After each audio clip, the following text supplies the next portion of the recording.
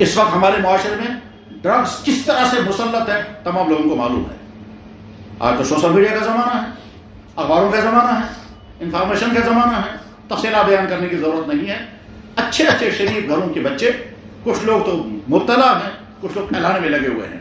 اللہ کے نبی نے فرمایا شراب کی بنیاد پر 10 آدمیوں پر لعنت نازل ہوتی ہے. 10 آدمیوں پر.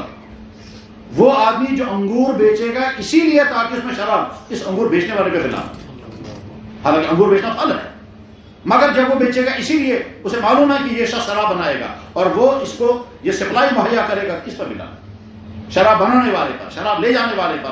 حتیٰ کہ کسی ٹرک والے نے شراب وہاں سے لایا یہاں پہنچایا، اس ٹرک والے پر بھی لعنت ہے، کیری کرنے والے پر بھی لعنت ہے. اور شراب ہی کی طرح کی تمام منشیات ہیں، چاہے وہ انجیکشنوں کی شکل میں ہوں اور چاہے وہ ٹیبلیٹس کی شکل میں ہوں، چاہے وہ لکوڈ فارم میں ہوں، چاہے وہ براؤن شوگر ہو، چاہے حشیش ہو، چاہے گانجا ہو، چاہے چرس ہو، چاہے جو بھی منشیات کی تمام چیزیں ہیں.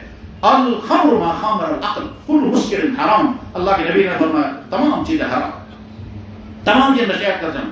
اس وقت ہمارے معاشرے میں جو ہمارے نوجوان اس لت میں مبتلا ہو گئے ہیں، اس میں وہ تمام لوگ جو یہ کام کرتے ہیں اچھی طرح سے سن لیں، اچھی طرح سے سن لیں. ان کی زندگی میں ان پر لعنتیں برسیں گی اور ان کی زندگی خود تباہ ہوگی جو دوسروں کو تباہ کرنے کا کام کر رہے ہیں چار پیسے کمانے کے لیے. اور وہ بھائی جو اس میں مبتلا ہو گئے ہیں، بلا شبہ جو پھنس گیا اس کو نکلنا بہت مشکل ہے. مگر سوال یہ ہے کہ اللہ نے اس کو حرام کیوں کیا؟ اس لیے کیا کہ یہ چیز تمہاری صحت کو بھی تباہ کرے گی، تمہارے حالات کو بھی تباہ کرے گی، تمہاری اپنی قوتوں کو بھی برباد کرے گی، تم کسی کام کے قابل نہیں رہو گے. یقیناً جو بچے اس میں مبتلا ہو گئے جناب ان کی زندگی تباہ ہو گئی. اگر میں کھل کر کے کہنے کی ہمت کروں تو میں عرض کر سکتا ہوں وہ تمام جو بچے ہوئے ہیں، آپ نے آج تک اپنے آپ کو بچایا، آئندہ اس سے زیادہ اپنی احتیاط کریں تاکہ آپ بچے رہیں. اور وہ تمام کے جو اس میں پھنس گئے مبتلا ہو گئے، کاش ہم ان تک پہنچ پائیں اور ان کو سمجھا سکیں. ان کو سمجھانے کی ضرورت ہے، ان کی زندگی خود ہی اپنی تباہی کا نشان تماشا ہے.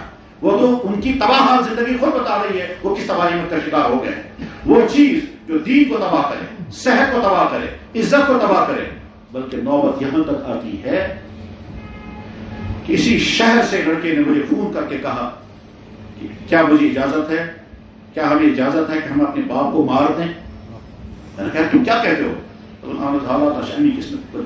بنائیے اور کیوں نہ پوچھ رہے ہو؟ کہنے لگا جی کوئی شکل بتائیے، ہم اپنے باپ کو مارنا چاہتے ہیں.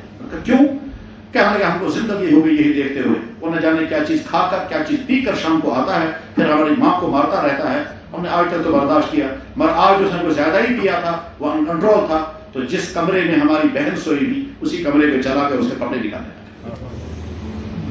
ہم کہتا ہے بتائیے ہمارے نو سے تو کیا کریں؟ موت یہاں تک آتی. الخمر جماع الاسم، یہ تمام منشیات جو ہیں وہ بے شمار گناہوں کی جڑ